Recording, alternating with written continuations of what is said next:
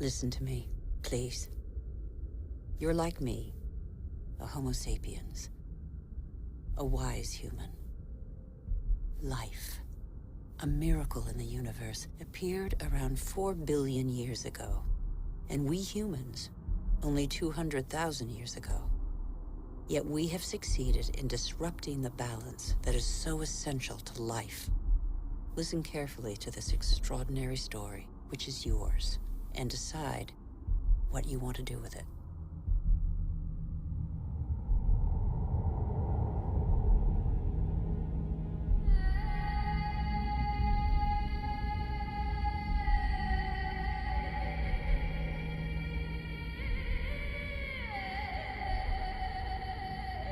These are traces of our origins. At the beginning, our planet was no more than a chaos of fire. A cloud of agglutinated dust particles, similar to so many similar clusters in the universe. Yet this was where the miracle of life occurred.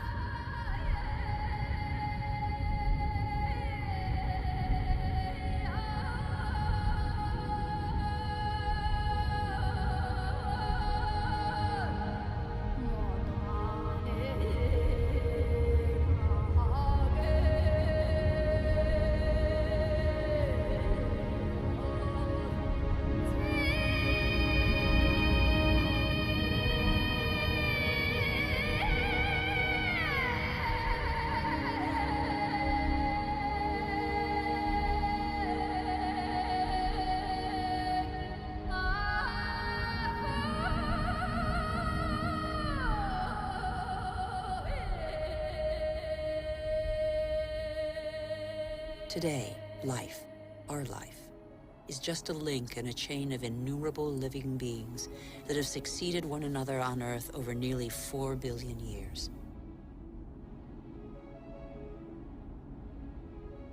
And even today, new volcanoes continue to sculpt our landscapes. They offer a glimpse of what our Earth was like at its birth. Molten rock surging from the depths, solidifying, cracking, blistering or spreading in a thin crust before falling dormant for a time.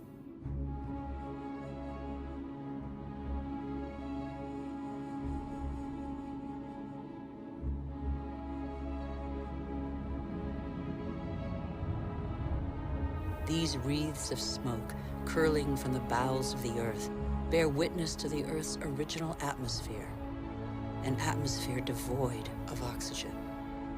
A dense atmosphere, thick with water vapor, full of carbon dioxide. A furnace.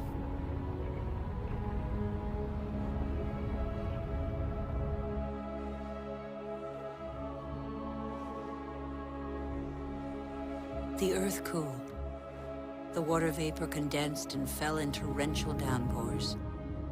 At the right distance from the sun, not too far, not too near, the Earth's perfect balance enabled it to conserve water in liquid form. The water cut channels. They are like the veins of a body, the branches of a tree, the vessels of the sap that the water gave to the Earth.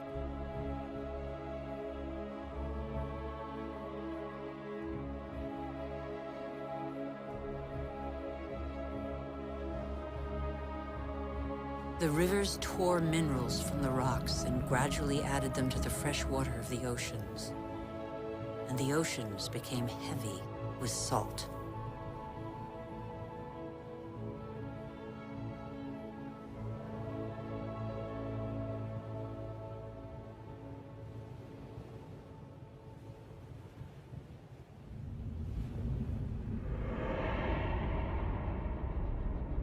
Where do we come from? Where did life first spark into being? A miracle of time, primitive life forms still exist in the globe's hot springs. They give them their colors. They're called archaeobacteria.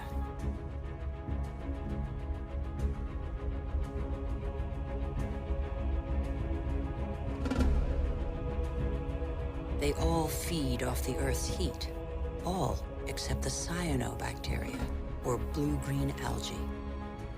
They alone have the capacity to turn to the sun to capture its energy. They are a vital ancestor of all yesterday's and today's plant species.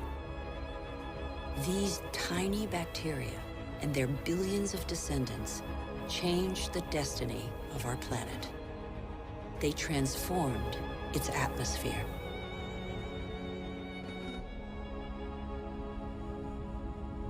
What happened to the carbon that poisoned the atmosphere? It's still here, imprisoned in the Earth's crust. Here, there once was a sea inhabited by microorganisms. They grew their shells by tapping into carbon from the atmosphere, dissolved in the ocean. These strata are the accumulated shells of those billions and billions of microorganisms.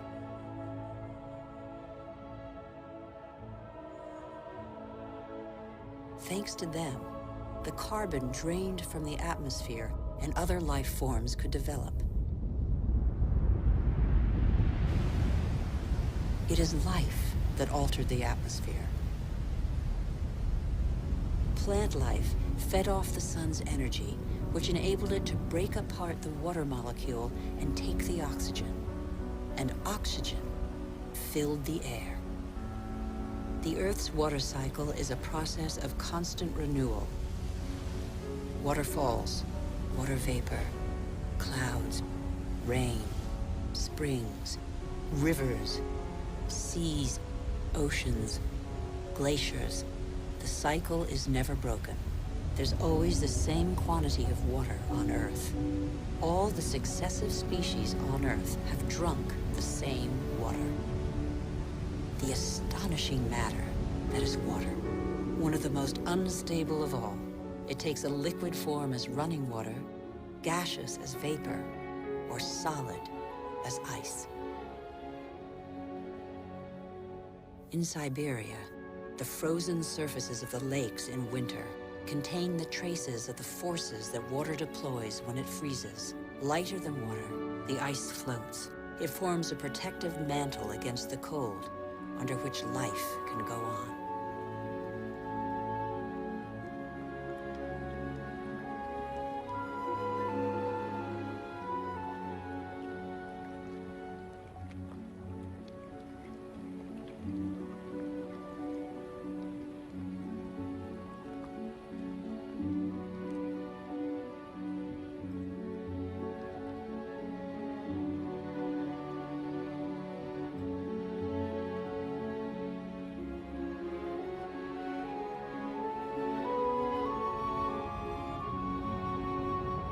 The engine of life is linkage. Everything is linked. Nothing is self-sufficient. Water and air are inseparable, united in life and for our life on Earth. Sharing is everything.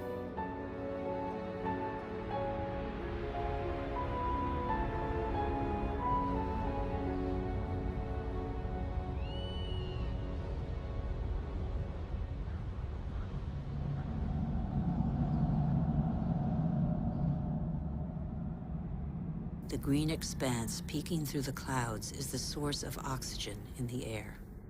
70% of this gas, without which our lungs cannot function, comes from the algae that tint the surface of the oceans.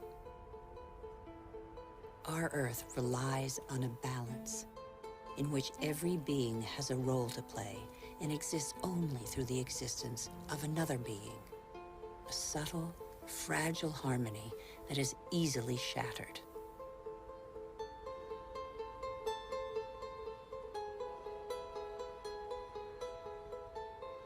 Thus, corals are born from the marriage of algae and shells. Coral reefs cover less than 1% of the ocean floor, but they provide a habitat for thousands of species of fish, mollusks, and algae. The equilibrium of every ocean depends on them.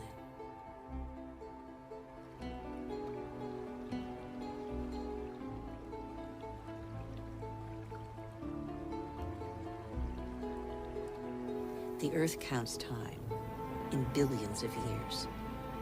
It took more than 4 billion years for it to make trees.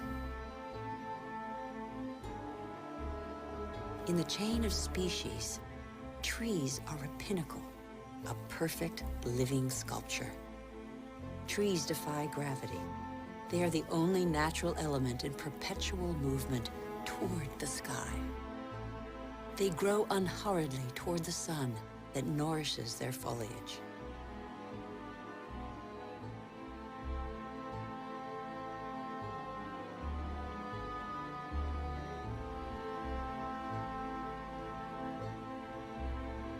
They have inherited from those minuscule cyanobacteria the power to capture light's energy. They store it and feed off it, turning it into wood and leaves, which then decompose into a mixture of water, mineral, vegetable, and living matter. And so, gradually, soils are formed.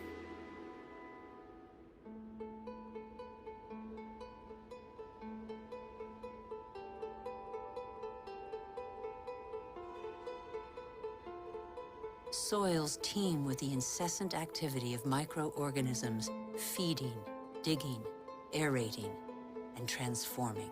They make the humus, the fertile layer to which all life on land is linked.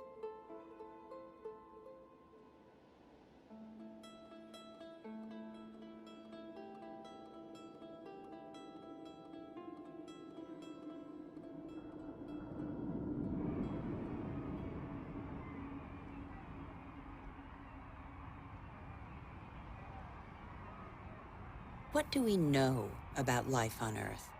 How many species are we aware of? 1/10 of them? 100th, perhaps? What do we know about the bonds that link them?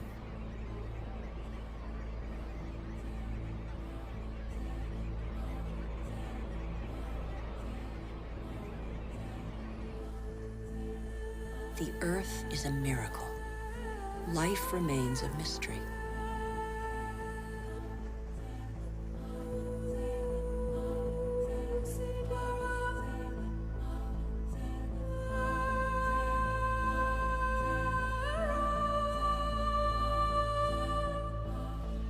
Families of animals form, united by customs and rituals that are handed down through the generations.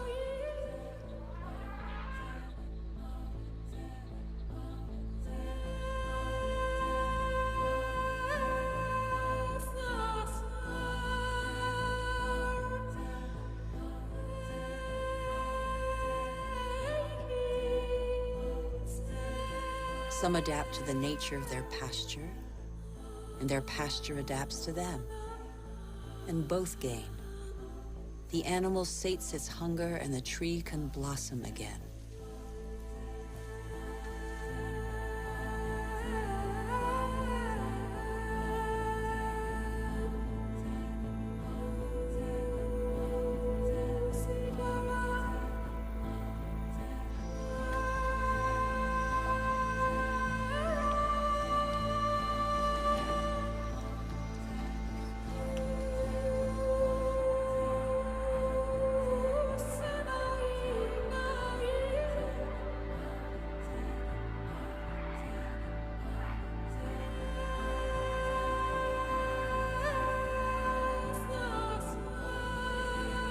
In the great adventure of life on Earth, every species has a role to play. Every species has its place.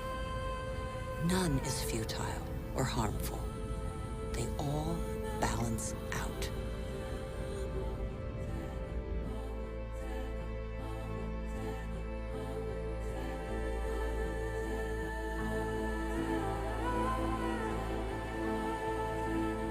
And that's where you, Homo sapiens, wise human, enter the story.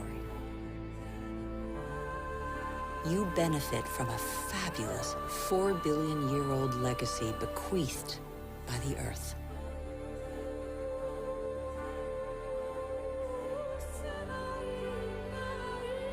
You're only 200,000 years old, but you have changed the face of the world. despite your vulnerability, you have taken possession of every habitat and conquered swaths of territory like no other species before you.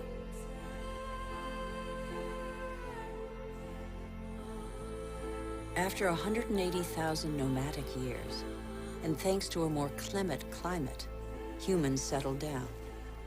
They no longer depended on hunting for survival. They chose to live in wet environments that abounded in fish, game, and wild plants, there where land, water, and life combine.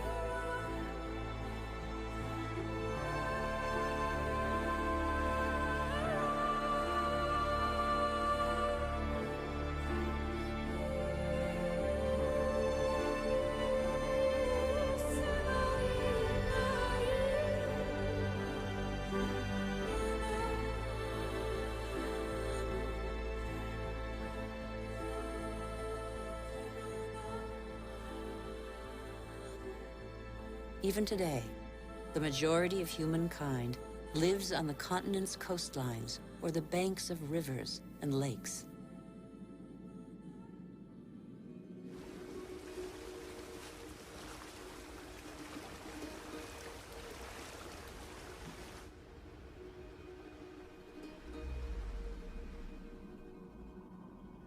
Across the planet, 1 person in 4 lives as humankind did 6,000 years ago. Their only energy, that which nature provides, season after season. It's the way of life of 1.5 billion people, more than the combined population of all the wealthy nations.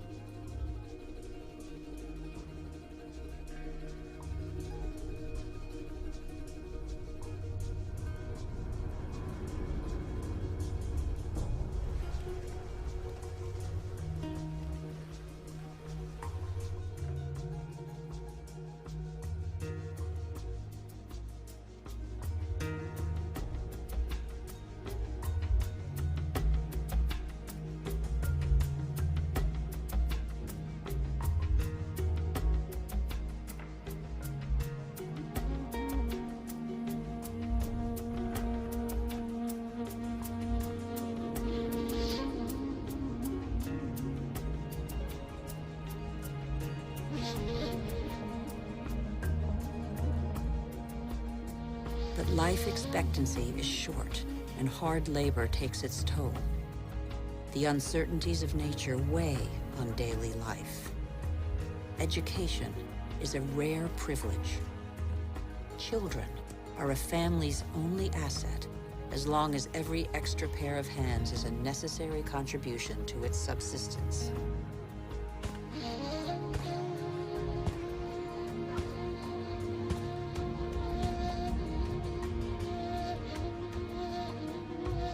Humanity's genius is to have always had a sense of its weakness.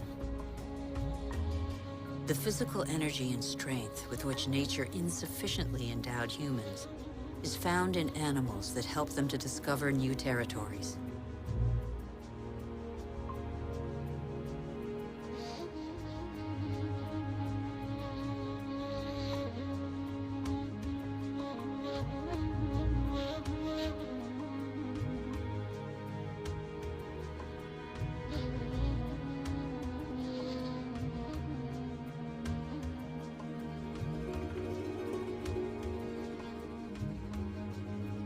But how can you conquer the world on an empty stomach? The invention of agriculture turned our history on end. It was less than 10,000 years ago. Agriculture was our first great revolution.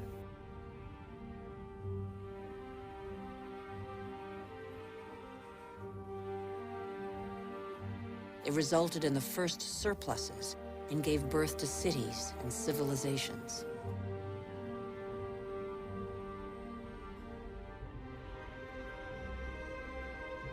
The memory of thousands of years scrabbling for food faded. Having made grain the yeast of life, We multiplied the number of varieties and learned to adapt them to our soils and climates.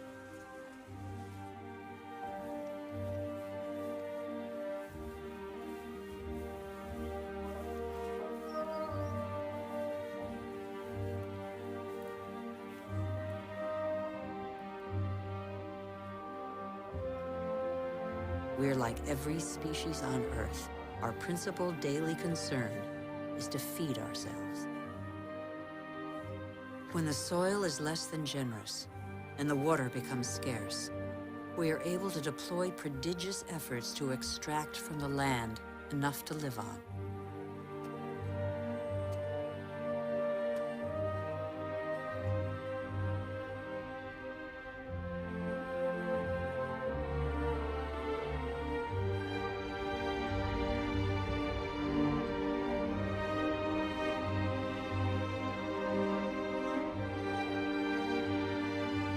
Humans shape the land with the patience and devotion that the earth demands in an almost sacrificial ritual performed over and over. Agriculture is still the world's most widespread occupation. Half of humankind tills the soil, over 3/4 of them by hand.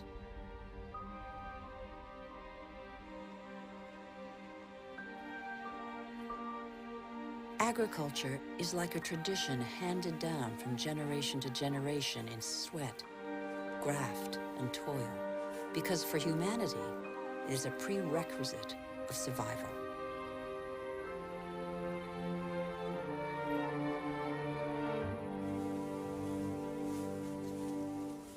But after relying on muscle power for so long, humankind found a way to tap into the energy buried deep in the earth.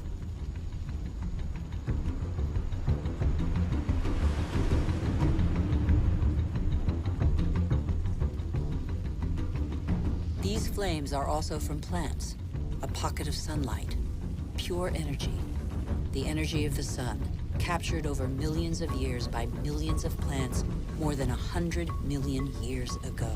It's coal, it's gas, and above all, it's oil.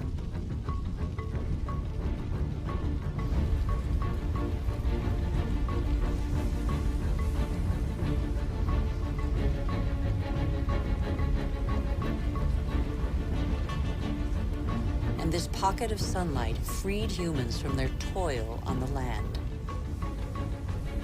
With oil began the era of humans who break free of the shackles of time. With oil, some of us acquired unprecedented comforts. And in 50 years, in a single lifetime, the Earth has been more radically changed than by all previous generations of humanity.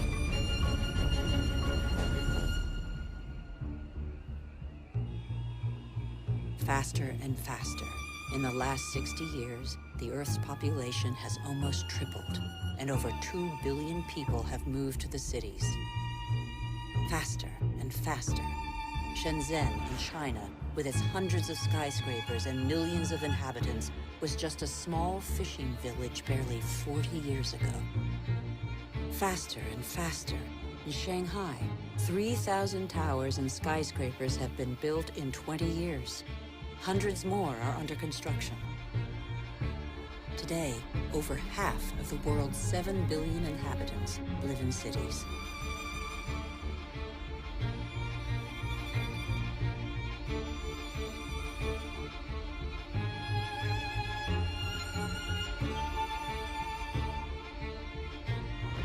New York, the world's first megalopolis, is the symbol of the exploitation of the energy the Earth supplies to human genius.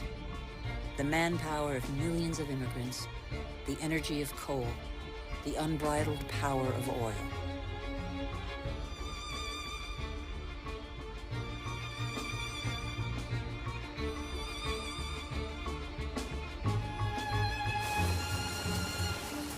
America was the first to harness the phenomenal, revolutionary power of black gold. In the fields, machines replaced men. a liter of oil generates as much energy as 100 pairs of hands in 24 hours. In the United States, only 3 million farmers are left. They produce enough grain to feed 2 billion people. But most of that grain is not used to feed people. Here, and in all other industrialized nations, it's transformed into livestock feed, or biofuels.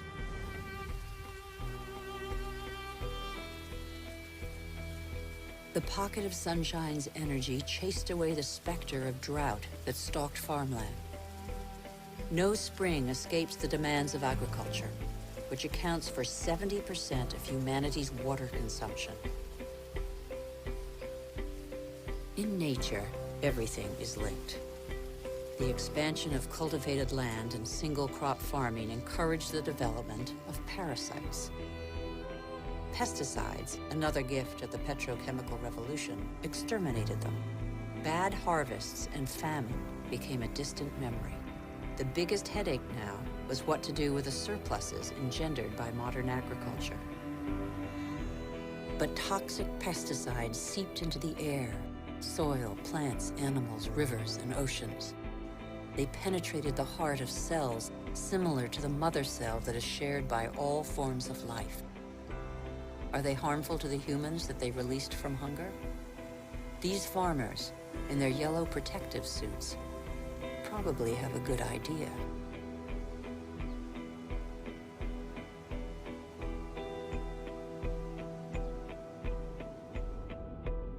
Then came fertilizers, another petrochemical discovery. They produced unprecedented results on plots of land thus far ignored.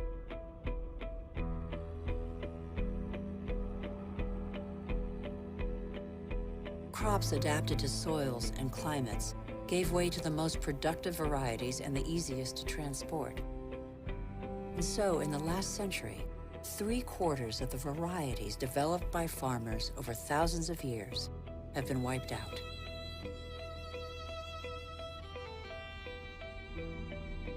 As far as the eye can see, fertilizer below, plastic on top.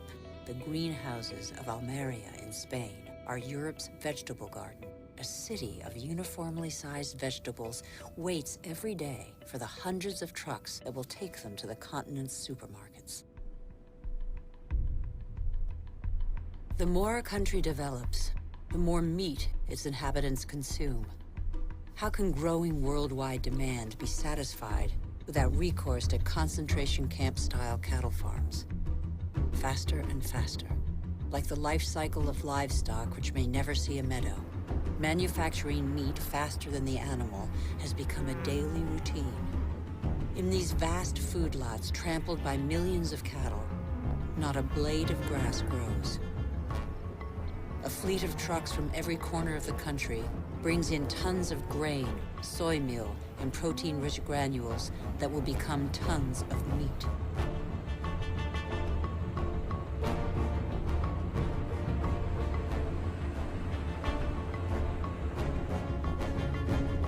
The result is that it takes 100 liters of water to produce 1 kilogram of potatoes, 4,000 liters for 1 kilo of rice, and 13,000 liters for 1 kilo of beef, not to mention the oil guzzled in the production process and transport.